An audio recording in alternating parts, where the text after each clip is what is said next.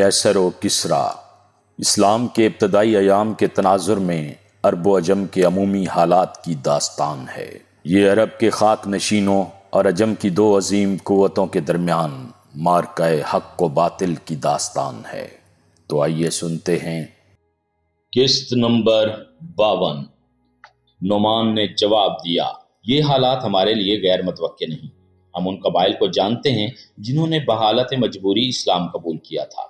ہم ان جھوٹے نبیوں سے بھی بے خبر نہیں جو انہیں گمراہ کر رہے ہیں، لیکن اسلام خدا کا دین ہے اور ہمیں یقین ہے کہ اس دین کے علم بردار ہر ابتلا اور ہر آزمائش سے سرخ رو ہو کر نکلیں گے۔ اللہ کے دین کی راہ کا ہر کانٹا مسل دیا جائے گا، اور صرف عرب کی حدود کے اندر ہی نہیں بلکہ عرب کے باہر جو طاقتیں اسلام سے متصادم ہوں گی وہ اس سیلاب کے آگے تنکوں کے انبار ثابت ہوں گی۔ عاصم نے پوچھا، کیا یہ درست ہے کہ محمد صلی اللہ علیہ وسلم کی وفات سے قبل یہاں سے ایک لشکر شام پر حملہ کرنے کی تیاریاں کر رہا تھا؟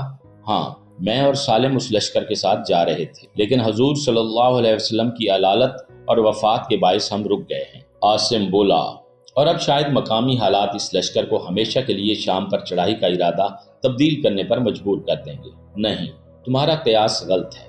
ہمارے امیر ابو بکر صدیق رضی اللہ عنہ کو جن لوگوں نے فوری خطرات کے پیش نظر شام کی طرف لشکر کی روانگی ملتوی کرنے کا مشورہ دیا تھا، انہیں یہ جواب ملا ہے کہ اگر مجھے یہ یقین ہے کہ جنگل کے درندے مدینے میں داخل ہو کر مجھے اٹھا لے جائیں گے تو بھی اس لشکر کو میں نہیں روک سکتا جس کی روانگی کا حکم رسول اللہ صلی اللہ علیہ وسلم نے دیا تھا۔ عاصم نے پریشان ہو کر سوال کیا، لیکن تم اسے قرین مصلحت سمجھتے ہو کہ عرب کے باغی قبائل مدینے پر لشکر کشی کر دیں اور یہاں کی فوج شام کی طرف روانہ ہو جائے؟ نعمان مسکرایا، ہمارے لیے رسول اللہ صلی اللہ علیہ وسلم کا حکم ہی سب سے بڑی مصلحت اور دانائی ہے۔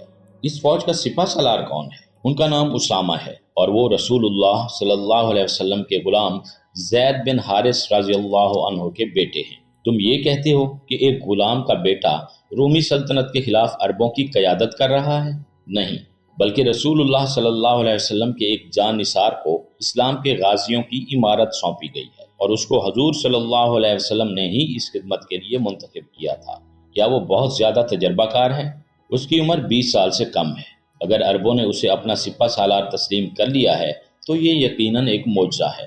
نہیں، معجزہ یہ ہے کہ عرب مسلمان بن گئے۔ عاصم نے کہا، میں اسلام کے متعلق بہت کچھ جاننا چاہتا ہوں، لیکن پہلے مجھے اس سوال کا جواب دو کہ اوس اور خزرج واقعی ایک دوسرے کے دوست بن چکے ہیں؟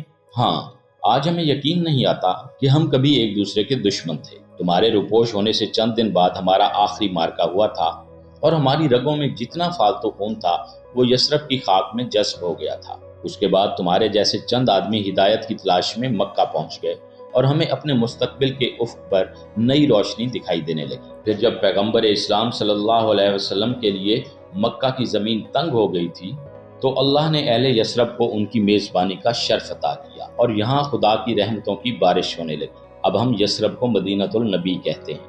اب اس مقدس خاک میں صرف نیکیاں جنم لیتی ہیں۔ عاصم، جب تم یہاں سے نکلے تھے تو یہ کون کہہ سکتا تھا کہ اوس اور خزرج کسی دن ایک ہو جائیں؟ آپ کے جانے سے 3 دن بعد عباد نے رات کے وقت میری اور سالم کی ملاقات کرائی تھی، اور ہم سے یہ عہد لیا تھا کہ یثرب کے حالات خواہ کچھ ہو جائیں ہم ایک دوسرے پر تلوار نہیں اٹھائیں گے۔ لیکن ہمیں اگلے دن ہی اس بات کا احساس ہو گیا کہ اوس اور خزرج کی جنگ ناگزیر ہے، اور ہم یہاں رہتے ہوئے اپنے عہد پر قائم نہیں رہ سکیں گے۔ چنانچہ ایک رات ہم یہاں سے مدائن کی طرف بھاگ نکلے۔ وہاں 3 سال گزارنے کے بعد ہم نے تاجروں کے ایک قافلے کے ساتھ یروشلم اور دمشق کی سیاحت کی۔ ہمارا خیال تھا کہ شاید تم کہیں مل جاؤ۔ اس کے بعد ہم واپس آئے تو یہاں روئے زمین کی ساری نعمتیں ہمارا انتظار کر رہی تھیں۔ عاصم نے کرب انگیز لہجے میں کہا، اور میں اتنا بد نصیب تھا کہ انہیں دیکھ بھی نہ سکا۔ نہیں عاصم، اگر تمہیں حق کی تلاش ہے تو تم بد نصیب نہیں ہو۔ آقا نے انسانیت کو نجات کا جو راستہ دکھایا ہے وہ کہکشاں سے زیادہ تابناک ہے۔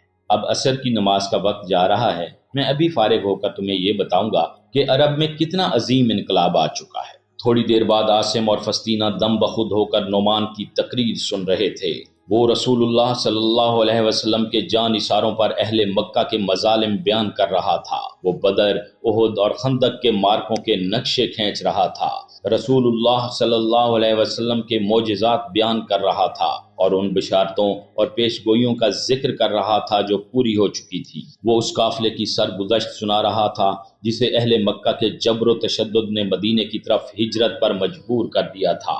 وہ مہاجرین مکہ کے صبر و استقلال اور انصار مدینہ کے ایثار و خلوص کی داستانیں بیان کر رہا تھا۔ وہ شمع رسالت کے ان پروانوں کی ارواح کو تشکر کے آنسو پیش کر رہا تھا جنہوں نے اپنے خون سے شجر اسلام کی آبیاری کی تھی، اور وہ انسانیت کے اس عظیم ترین محسن کو درود اور سلام بھیج رہا تھا جس نے عرب کے ظلمت قدے میں ہدایت کے چراغ روشن کیے تھے۔ عاصم کی آنکھوں سے آنسو جاری تھے، اور جب نعمان نے اپنی تقریر ختم کی تو وہ یہ محسوس کر رہا تھا کہ اس کے دل سے ماضی کا سارا گرد و غبار دھل چکا ہے۔ اس نے پوچھا، نعمان، کیا یہ درست ہے کہ جب کسریٰ کی افواج شام پر یلغار کر رہی تھی تو انہوں نے رومیوں کی فتح کی بشارت دی تھی؟ ہاں، یہ بشارت قرآن پاک میں موجود ہے، مجھے وہ آیات یاد ہیں، سنو۔ نعمان نے یہ کہہ کر سورہ روم سنا دی۔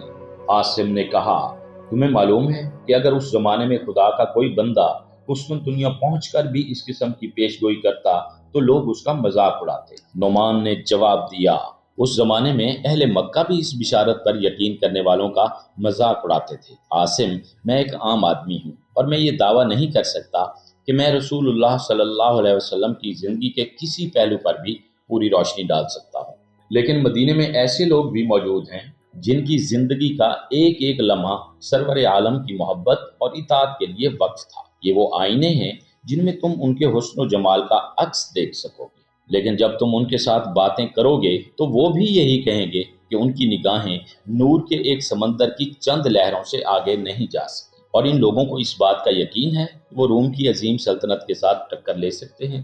ہاں، انہیں یقین ہے کہ کسی دن کیسر اور کسریٰ کے تاج ان کے پاؤں کے نیچے ہوں گے، لیکن اگر یہ یقین نہ ہو تو بھی انہیں جہاد کا راستہ دکھانے کے لیے رسول اللہ صلی اللہ علیہ وسلم کا حکم کافی ہے۔ مسلمانوں کے لیے زندگی کی سب سے بڑی سعادت یہ ہے کہ وہ خدا کی راہ میں شہید ہو جائیں۔ تمہارا مطلب ہے کہ مسلمان فتح امید کے بغیر بھی لڑ سکتے ہیں؟ ہاں، اسلام کے غازیوں کو شہادت کا شوق فتح اور شکست سے بے نیاز کر دیتا ہے۔ نعمان نے کہا، لیجئے، سالم آ گیا۔ عاصم نے مڑ کر دیکھا اور اٹھ کر کھڑا ہو گیا۔ سالم نے السلام علیکم کہا اور پریشان سا ہو کر عاصم کی طرف دیکھنے لگا۔ سعد نے کہا، اخی، آپ انہیں نہیں پہچانتے؟ سالم کے تذبذب پر عاصم نے کہا، سالم، میں عاصم ہوں۔ سالم چند ثانیے سکتے کے عالم میں کھڑا رہا اور پھر بے اختیار عاصم سے لپٹ گیا۔ کچھ دیر سالم سے گفتگو کے بعد عاصم نے نعمان کی طرف متوجہ ہو کر کہا، اب شام ہونے والی ہے اور میں یہ چاہتا ہوں کہ ہم تھوڑی دیر شہر میں گھوم آئیں۔ نعمان نے کہا، چلیے، لیکن آج آپ کو مدینے کی گلیاں خوشیوں سے خالی نظر آئیں گی۔ مسلمان ابھی رسول اللہ صلی اللہ علیہ وسلم کا غم نہیں بھولے۔ عاصم، میں نے ابھی تک ایک اہم فریضہ ادا نہیں کیا، اور وہ یہ ہے کہ میں تمہیں اسلام کی دعوت دوں۔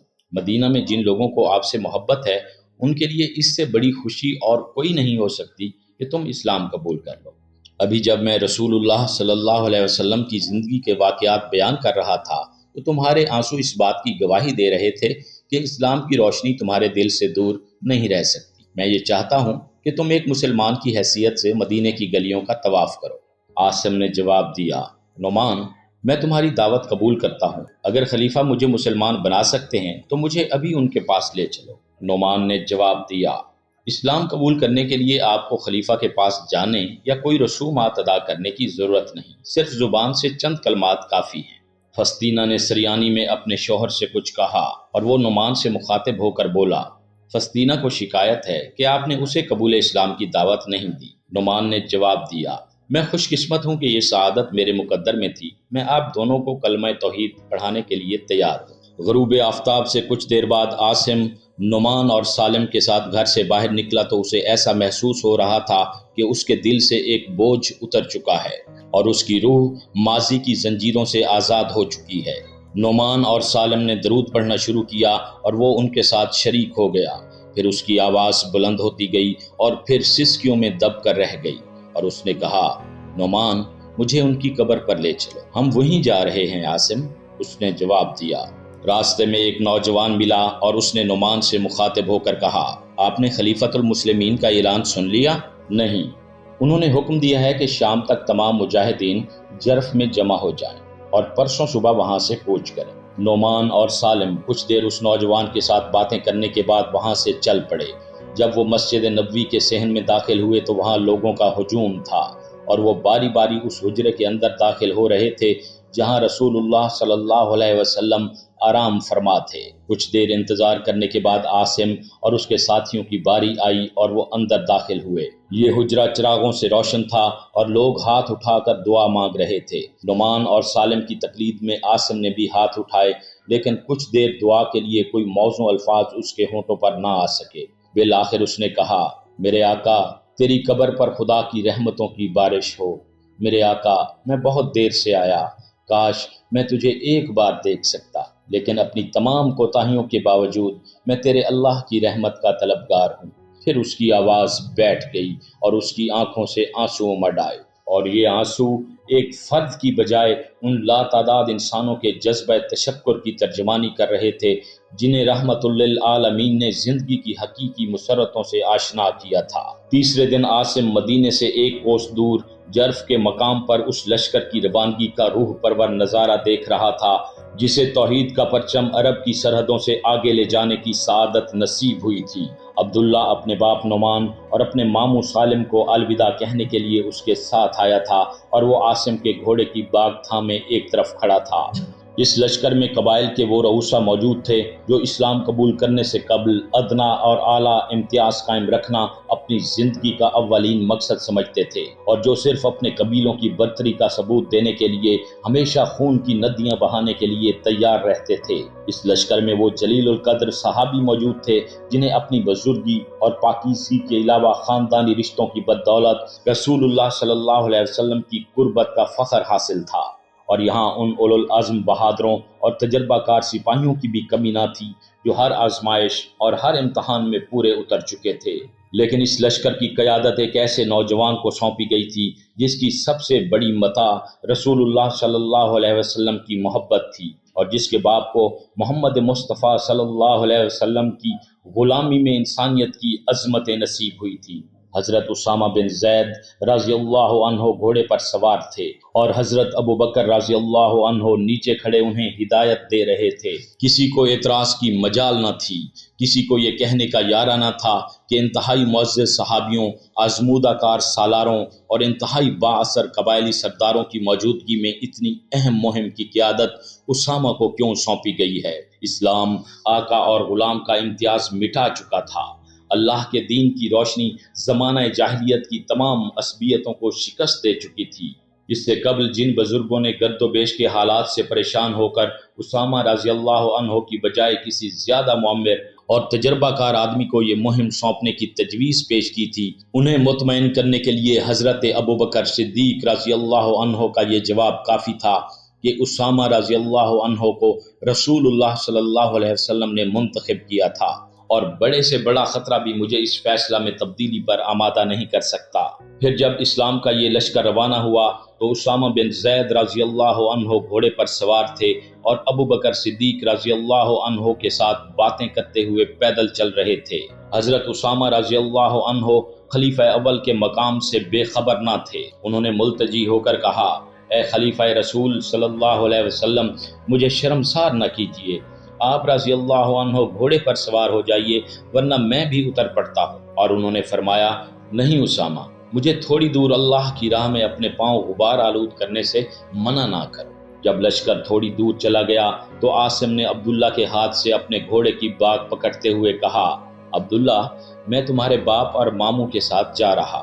عبداللہ نے کہا، لیکن آپ تو صرف انہیں الوداع کہنے آئے تھے۔ عاصم نے گھوڑے پر سوار ہو کر جواب دیا، ساتھ سے یہ کہہ دینا کہ یونس کی امی میری واپسی تک تمہارے گھر رہے گی۔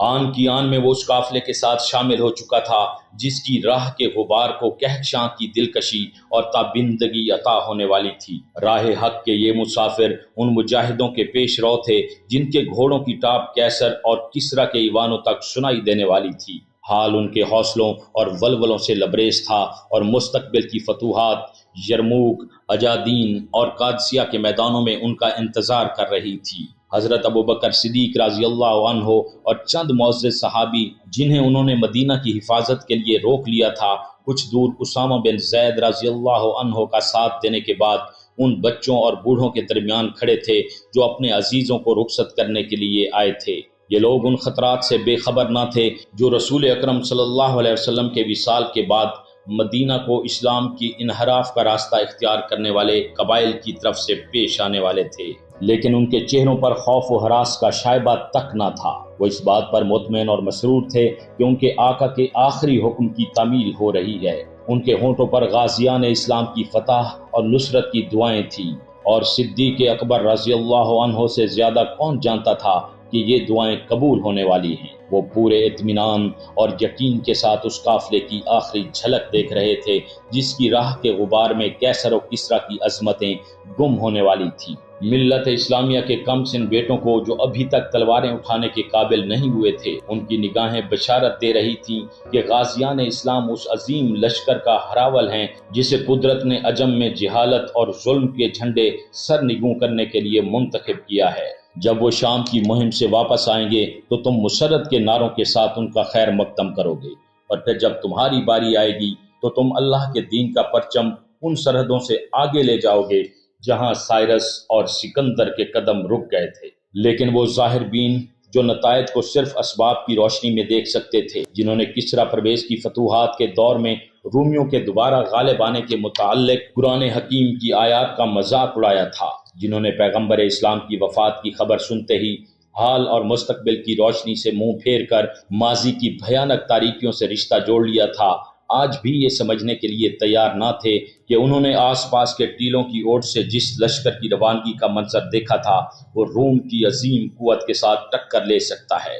انہیں اگر کوئی اطمینان تھا تو وہ یہ تھا کہ مسلمانوں نے شام پر چڑھائی کے شوق میں مدینہ کو ان کے رحم و کرم پر چھوڑ دیا ہے، لیکن چند دن بعد مدینہ کو تخت و تاراج کرنے کی مہم میں ناکامی اور شام کی مہم میں اسامہ رضی اللہ عنہ کی کامیاب مراجعت کے باعث ان کے حوصلے ٹوٹ چکے تھے، اور وہ اس حقیقت کا اعتراف کرنے پر مجبور ہو گئے کہ فرزندان آدم کی تاریخ میں معجزات کا دور ابھی ختم نہیں ہوا۔